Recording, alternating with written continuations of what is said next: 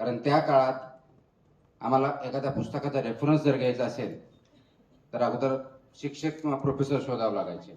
त्यांना विचारायला लागायचं की ह्या विषयावरचं पुस्तक कोणतं आहे, ते लेखक कोणते आहे, मग त्याच्यातलं चांगलं कोणतं, आणि ते झाल्यानंतर हे कुठे भेटेल, म्हणजे मार्केटमध्ये भेटेल, लायब्ररीत भेटेल, इथल्या लायब्ररीत भेटेल का दुसऱ्या कुठलं भेटेल, अशा प्रकारची वेळ आमच्या सर्वांच्या काळामध्ये त्यावेळेस होती. आणि आज आपण 21व्या शतकामध्ये ज्यावेळेस वागतो, AI रेव्होल्युशन ज्याला म्हणतो, मशीन लर्निंग ज्याला म्हणतो, त्यावेळेस पुस्तकं शोधणं तर सोडा, ज्ञान सुद्धा तुम्हाला शोधावं लागत नाही, कारण ते तुमच्या खिशात मोबाईलमध्ये अवेलेबल आहे. आणि अशा युगामध्ये आपण ज्यावेळेस वावरत असतो त्यावेळेस त्या युगामधली चॅलेंजेस आमच्या वेळेसची असणारी चॅलेंजेस याच्यामध्ये जमीन आसमानचा फरक असतो. आणि इथून पुढे जे विद्यार्थी आता 10वीला असतील, 12वीला असतील, ग्रॅज्युएशनला असतील, 3-4 वर्षामध्ये पुढची पायरी ज्यावेळेस चढाल त्यावेळेस आजचा काळ आणि पुढच्या काळामध्ये परत जमीन आसमानचा फरक पडलेला असेल. एवढ्या मोठ्या प्रमाणामध्ये तंत्रज्ञानाने बदल केलेला आहे. त्याचा अंगीकार आपल्याला करावा लागेल, आणि फक्त अंगीकार करून चालणार नाही. तर हे तंत्रज्ञान कोणत्या दिशेनं चाललं आहे, त्याचा स्पीड किती आहे, आपण ज्यावेळेस ग्रॅज्युएट होऊ त्यावेळेस त्याची परिस्थिती काय असेल, समाजामधल्या गरजा काय असतील, इंडस्ट्रीची रिक्वायरमेंट काय असेल, कोणत्या प्रकारचे जॉब्स असतील, या सर्वांची गोष्टीचा आपल्याला विचार करणं गरजेचं आहे. आणि म्हणून काल मी अमरावतीला संवाद तरुणाई ह्या कार्यक्रमाला गेलो होतो, त्यावेळेस सुद्धा या विषयावर थोडक्यात बोललो होतो. थोडक्यात तो रेफरन्स असा आहे की ज्ञान आपल्या खिशात आहे, ज्ञान शोधण्यासाठी आपल्याला बाहेर जाण्याची गरज नाही आहे. डिजिटल युग आहे.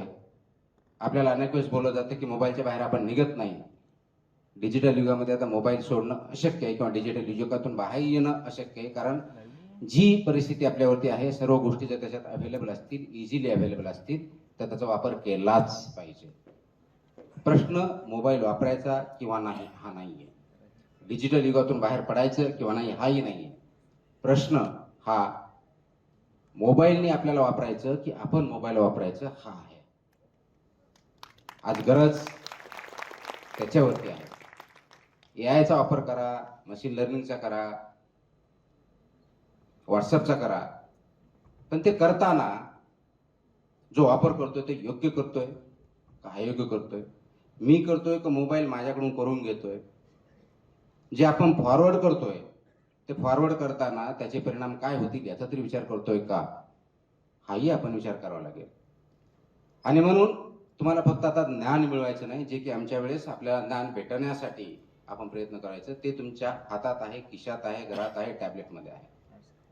त्यासाठी तुम्हाला इकडे तिकडे भटकण्याची गरज नाही. गरज आज आहे आपल्याला या ज्ञानापासून विवेकापर्यंतची पायरी चढण्याची. तो विवेक काय आहे हे शोधण्याची. नॉलेज भेटेल तुम्हाला, टेक्निशियन्स भेटतील, स्मार्टफोन भेटतील, निर्णय क्षमता कुठून भेटणार आहे. आणि ती निर्णय क्षमता जर आपल्यामध्ये आणायची असेल तर ह्या ज्ञानाचा वापर विवेकामध्ये करायला आपण शिकलं पाहिजे. तो विवेक आपल्यामध्ये जागृत केला पाहिजे, आणि त्यासाठी चौकस बुद्धी, प्रत्येक गोष्टीला क्वेश्चन करणं, ही कला, ही ज्ञान, ही स्किल, हे स्किल आपल्याला अवगत करावं लागेल. आणि म्हणून आपल्याकडे ज्यावेळेस आपण मोबाईलचा वापर करतो, रील्सचा वापर करतो, इंटरनेटचा करतो, जे काही वाचतो, तर पहिला प्रश्न आपण असा विचारला पाहिजे, हे जे वाचतोय, जे रील आहे, जे आपण बघतोय, हे खरं आहे का? क्वेश्चन इट, खरं आहे का? का ते आपल्याला कुणीतरी पाठवलंय? याचा सोर्स काय आहे, याचा उगम काय आहे, आणि हे आपण जे वाचतोय आपल्यापर्यंत पाठवले किंवा आले याचा उद्देश काय आहे, हा पहिला प्रश्न विचारा.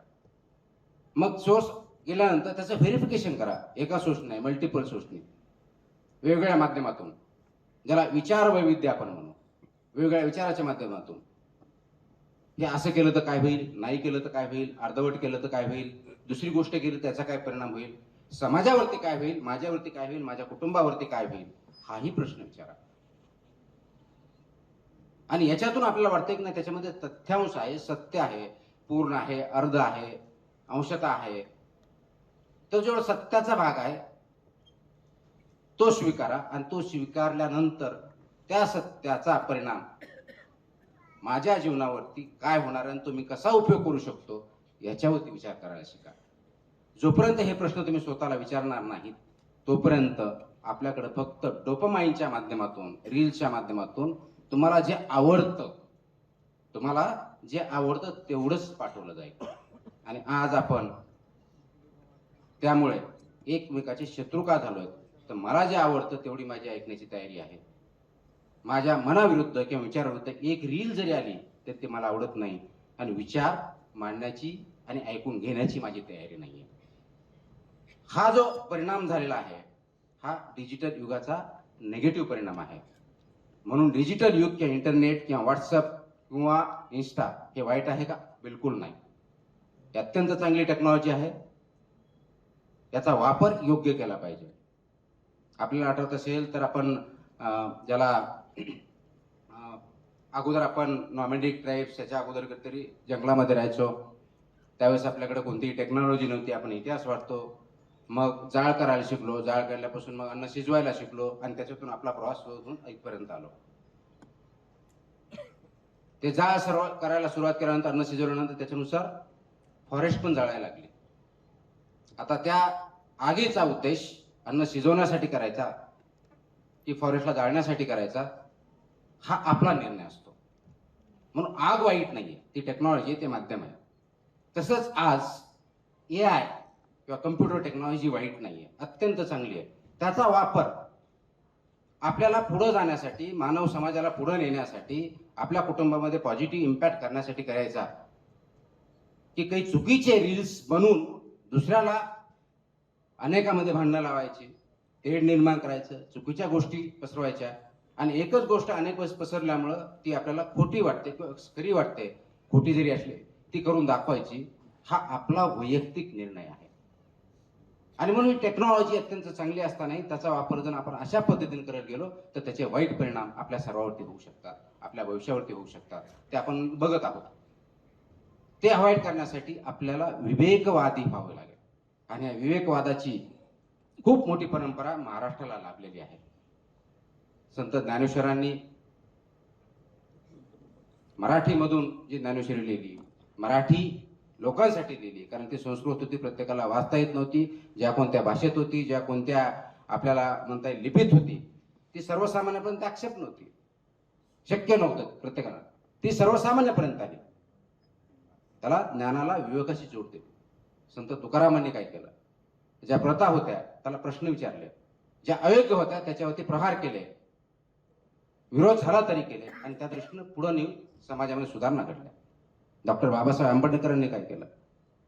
त्यांचं आपण जर पुस्तक वाचलं, अनाहिलेशन ऑफ कास्ट असेल, याच्यासारख्या खूप मोठ्या भारतासारख्या देशामध्ये कास्टवरती इतकं द्वंद्व होत असताना त्या काळात त्यांनी या कास्ट विषयीचे सर्व विचार त्या पुस्तकातून मांडले आणि ते अनाहिलेट कसे केलं पाहिजे, त्याचे अवगुण काय आहेत हे दाखवून दिलं. हे प्रथेच्या समाजाच्या विरुद्ध केले. फुले असतील, महात्मा फुले यांनी, सावित्री फुले यांनी शिक्षणावरती भर देऊन आपल्या सर्वांना शिक्षण घेतले, त्याचे काय परिणाम होतील, न घेतलं तर काय परिणाम होतील हे आपल्याला सांगितलं. आज तुमच्या समोरचं आपल्या समोरचे जे संकट आहे तर हे आर्टिफिशियल इंटेलिजन्सचं संकट नाही आहे. रादर ह्या आर्टिफिशियल इंटेलिजन्स मशीन लर्निंग असताना, डिजिटल टेक्नॉलॉजीचा यूज होत असताना याचा विवेकवादी वापर कसा करता येईल हे आपल्या समोरचं चॅलेंज आहे. आणि म्हणून विचार करणं हे सर्वात मोठं चॅलेंज झालं. कारण आज आपल्याला सगळ्या ठिकाणी खूप आवाज ऐकू येतो आणि त्या आवाजामध्ये आवाज मोठा कुणाचा एवढंच आपण बघतो. तो आवाज नसतो, तो गोंगाट असतो. आणि ज्यावेळेस आवाज गोंगाटामध्ये परिवर्तित होतो त्यावेळेस विचार पूर्णपणे दबून जातात. प्रश्न तुम्हाला आवाज वाढवायचा आहे का विचार जे आहेत त्यांना वरती न्यायचे, हा एवढाच आहे. आणि हा जर विचार आपण आज केला नाही तर कदाचित 10 वर्षांनी, 20 वर्षांनी, 30 वर्षांनी आपण जे स्वप्न बघतोय आपल्या स्वतःबद्दल, आपल्या कुटुंबाबद्दल, कम्युनिटीबद्दल, समाजाबद्दल, देशाबद्दल, त्याच्यातलं कोणतंही स्वप्न आपण पूर्ण करू शकणार नाही. जगामध्ये आपल्याला महासत्ता बनायचंय. सर्वात अगोदर महासत्ता स्थापित आपल्याला करावं लागेल ती आपल्या विचारांची. कारण जगामध्ये पॉवरफुल देश इकॉनॉमिकली खूप आहेत. ते इकॉनॉमिकली पॉवरफुल देश असले सामाजिक दृष्ट्या तेवढे स्थैर्याचे आहेत का, हाही प्रश्न आपल्याला विचारायचा आहे. आणि म्हणून फक्त आज तुम्ही डिग्री घेऊ नका. बऱ्याच वक्त्यांनी हे सांगितलं की डिग्रीमुळे तुम्हाला कदाचित नोकरी भेटेल. सर्टिफिकेट्स असतील, डिप्लोमा असतील, होल्डर असतील, याच्यामध्ये अनेक प्रश्न काही प्रमाणात उत्तरित होऊ शकतात. पण आज सर्वात महत्त्वाची जी गरज आहे ती स्किल्सची आहे, कौशल्याची आहे. कौशल्याशिवाय तुम्हाला आणि मला पुढे जाता येणार नाही. म्हणून आपल्याला दुसरी महत्त्वाची विचाराबरोबर दुसरी महत्त्वाची जी गोष्ट करायची आहे ती म्हणजे लाईफ लॉंग लर्निंग. जीवनभर शिकण्याची सवय आपल्याला लावून घ्यायची आहे. अनेक वेळेस आपण नोकरी लागल्यानंतर किंवा ग्रॅज्युएशन झाल्यानंतर ते आपण सोडून देतो. अनेक वेळेस हाही प्रश्न आहे की आपण खरोखर ग्रॅज्युएशन करताना लर्निंग करतो की नाही करतो, हा वेगळा विषय असू शकतो. हे आपण गृहीत धरू की आपण ते शिकत असतो. पण लाईफ लर्निंग जर आपण केलं नाही तर या एआयच्या युगामध्ये तुम्ही आणि मी टिकू शकणार नाही. मशीन मोठी का माणूस मोठा हा प्रश्न नाही आहे. प्रश्न हा आहे ही जी मशीन आहे, जी माणसाने क्रिएट केलेली आहे, त्याचा उपयोग कसा करायचा, कोणत्या उद्देशासाठी करायचा, कोणत्या पद्धतीने करायचा आणि किती करायचा, याचं जर आपण तारतम्य बाळगलं नाही तर आपण डेफिनेटली परत एक वेळेस गुलामगिरीमध्ये जाणार आहोत. कारण 1947ला भारत स्वातंत्र्य झाला, ब्रिटिशांकडून स्वातंत्र्य झाला. आपण विकास केला, शैक्षणिक क्षेत्रात केला, आर्थिक क्षेत्रात केला, आरोग्याच्या क्षेत्रात केला. कदाचित आपले जेवढे ॲस्पिरेशन्स आहेत, अपेक्षा आहेत, तेवढा केला नसेल, परंतु केला. बऱ्याच अंशी आपण पुढे गेलेलो आहोत. आणि म्हणून आज आपण 21व्या शतकात महासत्ता उदयास येण्याच्या दृष्टीने स्वप्नही बघत आहोत. याच्यात वावगं काय नाही, अत्यंत बरोबर आहे. परंतु जगाचा इतिहास जर बघितला तर जगावर प्रत्येक वेळेस कुणी ना कुणी राज्य केलेलं आहे. त्यासाठी युद्ध झालेले आहेत, महायुद्ध झालेले आहेत. त्याचा इतिहास आपल्या सर्वांना माहिती आहे. कधी ते तलवारीने झाले असतील, कधी दगडाने झाले असतील, कधी बंदुकाने झाले असतील, कधी न्यूक्लिअर वॉर झाला असेल. आत्ता जे वॉर चालू आहे ते विचारांचं वॉर चालू आहे. त्यासाठी तुम्हाला बॉम्ब गोळ करण्याची गरजच पडत नाही. कारण इंस्टाग्रामच्या, व्हॉट्सअपच्या